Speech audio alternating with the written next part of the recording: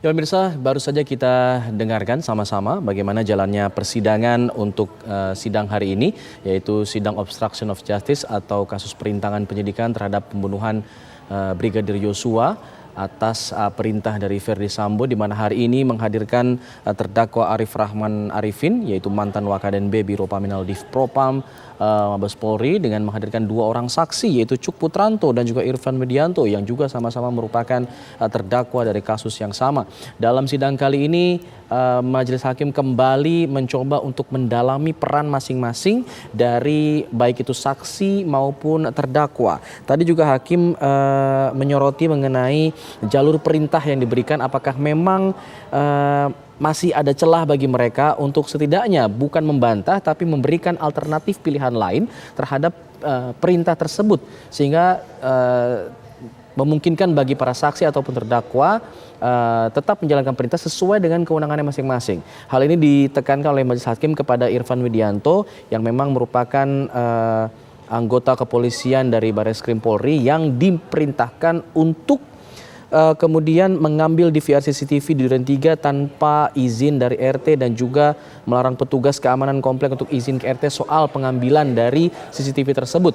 Di sini kemudian Irfan menjelaskan bahwa dirinya menjalankan sesuai kewenangannya sebagai anggota Reskrim Polri, yaitu hanya untuk mengambil DVR CCTV melalui teknisi yang ia panggil. Nah, kita akan dengarkan pemirsa, sepertinya akan ada keterangan pers dari kuasa hukum dari terdakwa Arif Rahman Arifin. Kita akan dengarkan bersama.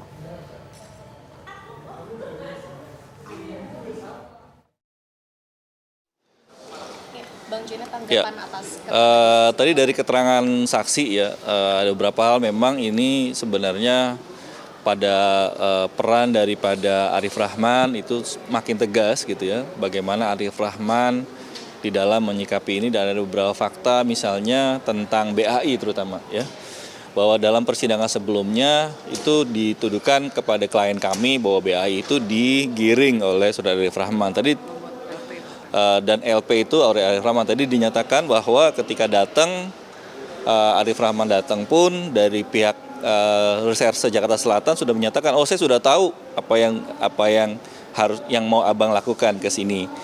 Kami sudah mempersiapkan LP-nya dan bahkan draft itu sudah ada.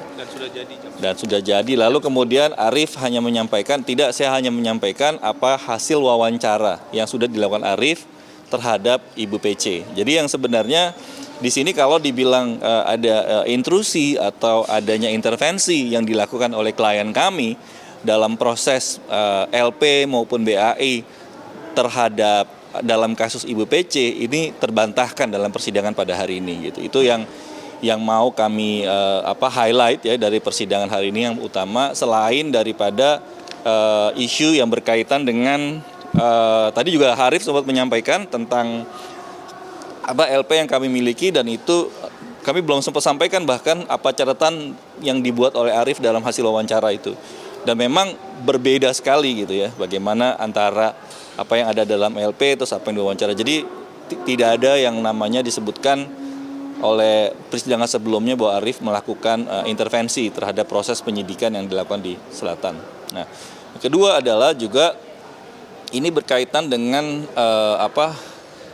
bukti ya, tadi ya disampaikan juga tentang kedudukan daripada DVR ya, bahwa itu ditegaskan kembali di sini bahwa apa yang dilakukan itu adalah mengcopy, dan DVR itu dikembalikan pada posisi yang sama ya, dan copy itu kemudian yang ditonton oleh Arif, oleh Ridwan, oleh Baikuni, dan juga oleh Cuk ya. Jadi di sini kalau kita dalam bahasa Indonesia, mengcopy itu artinya menyalin ya. Nah, ini yang juga nanti ada kaitannya dengan bagaimana konstruksi daripada unsur ya. Karena konstruksi unsur itu harus diartikan secara leksikal ya, dan bagaimana leksikal itu kemudian punya keterkaitan dengan perbuatan ya. Kalau secara leksikal itu kita lihat bagaimana sebenarnya unsur tadi lalu nanti dihubungkan dengan perbuatan. Jadi yang sebenarnya ini yang nanti juga mau kita tegaskan lagi, bagaimana sebenarnya cara membuktikan unsur itu, dan menurut pandangan kami tidak ada unsur yang dimaksudkan terhadap perbuatan yang dilakukan. Jadi itu yang juga nanti akan kita tanyakan kembali. Ada lagi? Untuk ahli nanti gimana? Ya itu yang untuk ahli dari Arif ini kan nanti akan dilanjutkan dengan ahli hukum pidana ya. Yang itu yang kita akan lihat bagaimana tentang unsur ya. Terpenuhinya unsur, lalu juga dilihat kalau kita mau bicara unsur maka harus tegaskan dulu sebenarnya unsur itu apa yang dimaksudkan. Nah itu yang makanya harus dijelaskan secara leksikal atau gramatikal. Jadi mesti jelas, mesti paham bagaimana secara leksikal, lalu di situ dihubungkan dengan suatu perbuatan. Nah perbuatan yang dilakukan tuh sesuai gak dengan pengertian yang dimaksudkan gitu. Nah apalagi ini berkaitan dengan unsur dalam IT, itu tidak bisa dipisahkan dengan apa yang diartikan di dalam penjelasan misalnya ya. Jadi tidak bisa ditafsirkan secara sendiri-sendiri, kita harus berdasarkan pada apa yang diatur gitu terkait dengan lihat unsur. Nah, kalau ada unsur yang tidak terpenuhi, maka menjadi dakwaan tidak terbukti. Kalau itu maknanya, maka harus dibebaskan terhadap terdakwa dalam hal itu dan juga tidak boleh ada keraguan sedikit pun terhadap keterpenuhan unsur itu. Nah itu yang juga nanti akan kita lihat ya proses selanjutnya, dan juga kami akan juga sudah siapkan beberapa bukti yang mungkin menjadi bagian kami minggu depan. Ini ada juga ada laporan polisi yang tadi dikonfirmasi atau ditanggapi oleh Arif Rahman. Di dalam sini ada, kan sebelumnya ada ramai pemberitaan bahwa Arif Rahman itu yang membuat LP, kemudian ada yang membuat BAI dan lain sebagainya. Di sini dengan dokumen laporan polisi ini terlihat bahwa LP sudah dibuat dari jam 10 pagi. Yang artinya pada saat Arif Rahman datang sekitar jam 8 malam, itu LP sudah jadi. Jadi sudah pasti bukan dia yang membuat. Kemudian yang menandatangani LP ini langsung Ibu Putri Chandrawati, bukan Arif Rahman juga.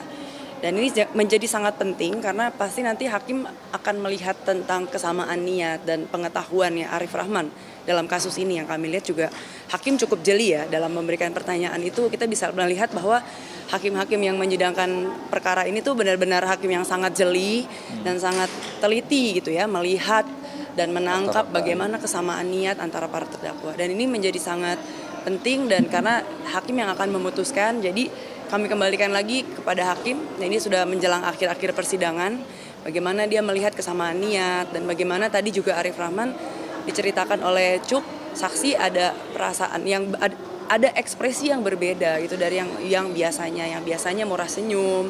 Kemudian tadi begitu mendapatkan perintah ini dia menjadi berkerut dan wajahnya seperti tertekan gitu, dan ketika menonton juga ada perasaan takut, ada perasaan kaget, sehingga hakim dan kami yakin hakim pasti cukup jeli gitu melihat ketika orang melakukan sesuatu tindakan itu bagaimana situasi psikologisnya. Itu sih yang kami harapkan hakim bisa dapat jeli melihat. Dan satu hal tadi yang disampaikan oleh hakim juga kan kepada Cuk juga kan, ini kan yang dapat perintah untuk lihat dan kopi dan lihat itu adalah Cuk. Lalu kenapa melibatkan BW juga melibatkan AR yang tadi disampaikan oleh hakim ketua ya, dan yang tidak tahu menahu. Nah ini sebenarnya nanti kaitannya tadi disampaikan oleh bahwa memang tidak ada yang namanya meeting of mind berkaitan dengan case ini gitu, yang dimiliki oleh klien kami maupun Baikundi. Itu yang nanti kita lihat lagi ya. Ini Mbak Marcel, dari artinya dari pihak kuasa hukum dari perjalanan sidang hari dengan 2 saksi mahkota, Anda tidak melihat bahwa keterangan yang digali tadi tidak ada yang memberatkan untuk klien Anda? Betul. Saya lihat saya lihat nggak ada, sangat mendukung. Malah membuktikan bahwa tidak ada meeting of mind, tidak ada kesamaan niat. Dan kesadaran dengan terdakwa utama ya Ferdi Sambo. Tidak ada kesadaran, tidak ada persamaan niat. Kalau istilah kerennya itu meeting of mind gitu di antara para terdakwa ini. Malah keterangan saksi ahli tadi, saksi mahkota tadi malah menceritakan dan semakin mengklarifikasi gitu peran daripada klien. Oke. Thank you ya. Makasih. Yuk.